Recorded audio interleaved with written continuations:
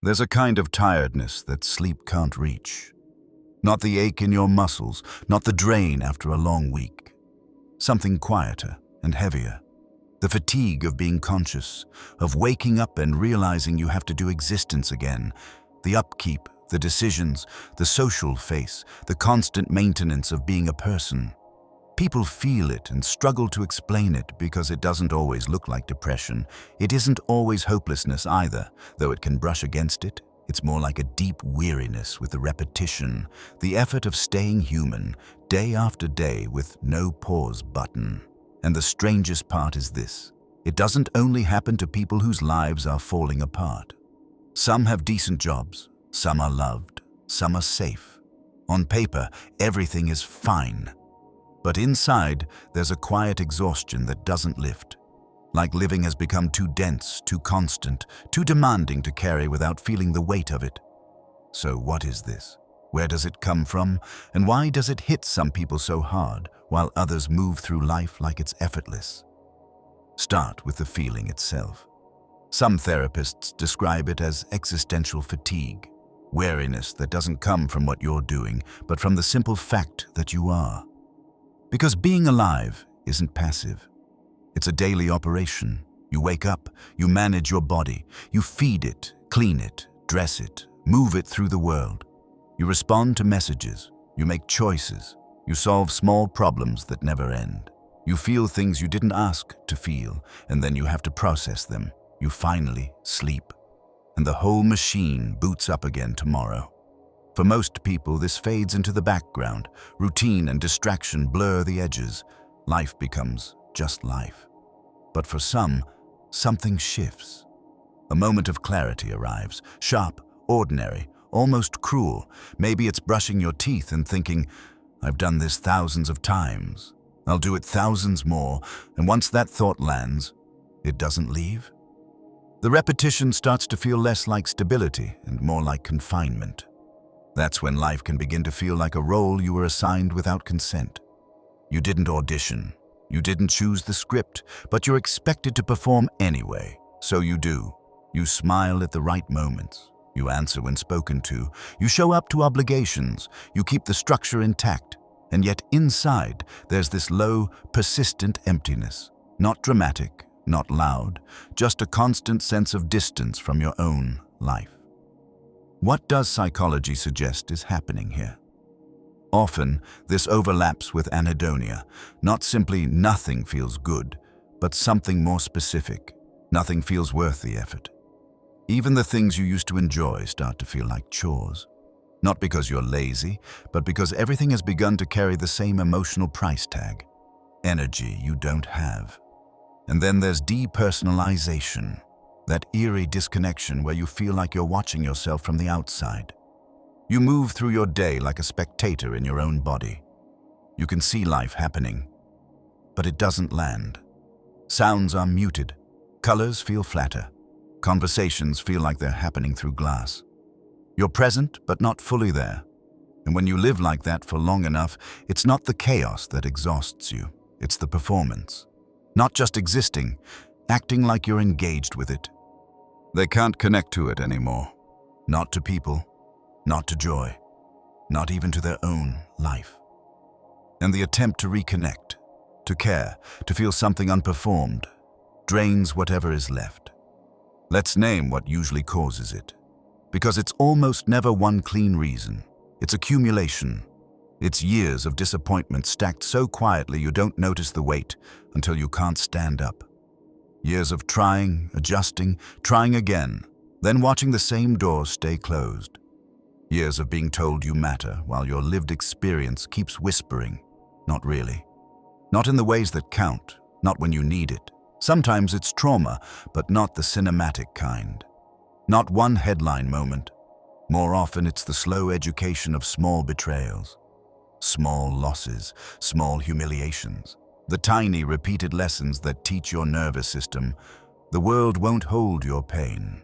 It will move on without you. No rescue is coming. You are the one who has to carry yourself, and carrying yourself every day becomes its own kind of fatigue. Sometimes it comes from awareness, from seeing too clearly how things run. Power, inequality, indifference, random cruelty, random luck.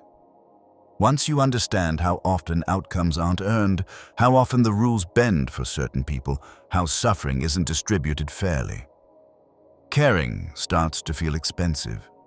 Showing up starts to feel like giving your best energy to a game that doesn't even pretend to be honest. And sometimes it's simply the body. Chemistry shifts. Stress wears the circuits down. Sleep stops restoring you. The brain loses access to reward, to warmth, to motivation. Suddenly, life feels heavy for reasons you can't explain to anyone without sounding dramatic. That's what makes it isolating. Because you can't talk about it cleanly. If you say, "I'm tired of existing," people hear danger. They panic. They rush to fix, to rescue, to control the situation. But often that's not what it is. It isn't always a desire to disappear. It's exhaustion, a need for rest so deep it feels like it reaches the bones. You don't want an ending. You want a pause. You want permission to stop performing wellness, stop smiling on command, stop acting like you're fine just because you're still functioning. But there's no socially acceptable way to say that. So you go quiet. You show up. You do what's expected. And inside, you're carrying a weight no one can see because you've gotten good at hiding it. Here's the daily reality. Every morning is a negotiation. Do I have to get up? Do I have to do this again? Not because you're weak, but because your system is depleted. Then comes the slow, heavy process of moving your body through a day you didn't choose. Not out of hope, out of obligation. Because stopping doesn't feel like an option. Every interaction costs. Small talk feels like a tax you can't afford. Pretending to care about trivial things feels like lifting something that used to be light. Someone asks, "How are you?" And you consider telling the truth. Then you don't. You say, "Fine." And even that costs you. Not the words, the acting. Responsibilities pile up, not because they're impossible, but because everything requires energy, and your energy is gone. Showering feels like work. Eating feels like work. Answering messages feels like work. Existing in any visible way feels like work. And people misread it. They see missed calls, delayed replies, unfinished tasks, and they label it lazy, unmotivated, irresponsible. They don't see the invisible labor, the constant inner bargaining, the moment-by-moment effort it takes to keep your life from collapsing when you're running on fumes. This part matters. This isn't a character flaw. This is what happens when someone has carried too much for too long without real recovery, when they've been performing survival while everyone around them expects thriving. The human mind isn't built for constant output, constant availability, constant productivity, constant "I'm okay." We need rest, real rest. Not just sleep, but relief from the pressure to pretend. But modern life rarely grants that. Bills don't pause. Responsibilities don't soften. People keep needing things from you, so you keep going, and the exhaustion deepens. And at some point you're not living anymore. You're enduring. Psychology has a name for one part of this: learned helplessness. When you're exposed repeatedly to situations you can't control, your system stops trying. Not because you gave up, but because it learned that effort doesn't change outcomes. For a lot of people who feel tired of existing, helplessness doesn't just attach to one problem, it spreads to life itself. You don't stop because you're lazy, you stop because your mind has been trained through repetition to believe nothing you do will matter enough to be worth the cost. If this content makes sense to you, hit the subscribe button. Thanks for your support. They tried. They tried to make it better. Tried to find meaning, purpose, joy. Anything that could make the days feel worth living. And maybe, for a moment, it worked. Maybe things lifted briefly, then it got heavy again, and again, and again, until trying starts to feel like a cruel joke. Because the lesson your nervous system learns isn't philosophical, it's practical. Effort doesn't change the outcome. Hope starts to feel like a setup, and disappointment hurts more than numbness. So you stop reaching, not because you're weak, because reaching has started to feel futile, and existing without trying, without hope, without expectation, has its own kind of fatigue. Quiet, constant, invisible. The kind that doesn't look dramatic, but drains everything anyway. So let's talk about what actually helps. First, name it honestly. If you feel like this, or you know someone who does, understanding that it's real is the first step. This isn't laziness. This isn't attention-seeking. This is a legitimate psychological state, one that deserves compassion, not judgment. And yes, professional help matters. Therapy can help you rebuild meaning when life feels hollow. Approaches like existential therapy, or acceptance and commitment therapy, can help you make room for the pain without letting it become your identity. And if medication is part of the picture, a qualified doctor can help you figure that out safely. But there's something exhausted people need just as much as strategies. Permission. Permission to not be okay. Permission to rest without guilt. Permission to exist at a lower capacity for a while, without being treated like you're failing. What helps most isn't being lectured into motivation. It's having someone who can sit beside you in the emptiness without trying to fix you. Someone who can say, "I see how tired you are," and not immediately turn it into a project. Because sometimes being seen doesn't solve the problem, but it stops the problem from swallowing you whole. And when everything feels impossible, the next step shouldn't be big goals or 5-year plans. It should be small things becoming manageable again, not aspiration, not reinvention, just a warm drink, a softer room, a moment of sun on your face, a shower, a short walk, a single text reply, not because these things fix the meaning of life, but because they make the present moment slightly less punishing. You also need to hear this clearly. This feeling can sound permanent. It can feel permanent. But it isn't always permanent. Existential exhaustion can lift. Meaning can return. Not through force, not through willpower, but through time, support, and the slow rebuilding of reasons to stay. Here's what I want you to understand. If you're tired of existing, you're not broken beyond repair.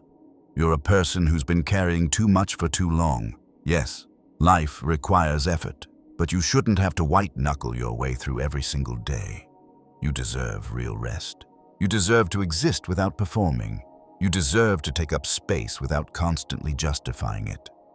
And to everyone watching who feels fine, pay attention to the people who look the most functional. Sometimes the person who's always capable is the closest to collapsing. This kind of exhaustion is invisible until it isn't. So ask, gently, clearly. How are you, really? And when they answer, don't rush to solve. Don't argue them out of their pain. Don't turn it into advice. Just witness. Just stay present, because sometimes the most helpful thing you can offer someone who's tired of existing isn't motivation. It's permission. Permission to rest. Permission to not be okay. Permission to live today at whatever capacity they can manage. Without judgment. And maybe, with enough rest, enough safety, enough compassion, the weight lightens. Not all at once. Not forever. But enough. Enough to take another breath. Enough to make it through another day. Enough to keep going. Until one day, wanting to be here doesn't feel impossible. And if you're in a moment where you feel unsafe or like you might hurt yourself, don't handle that alone. Reach out to a trusted adult, a mental health professional, or your local emergency number right now. For everyone else, be gentle with yourself. Rest when you can. Move at the pace you can manage. Your exhaustion is valid. Your struggle is real. And you're not alone in it. The world can wait. For now, just be. That's enough. Thanks for watching. I'll see you next time.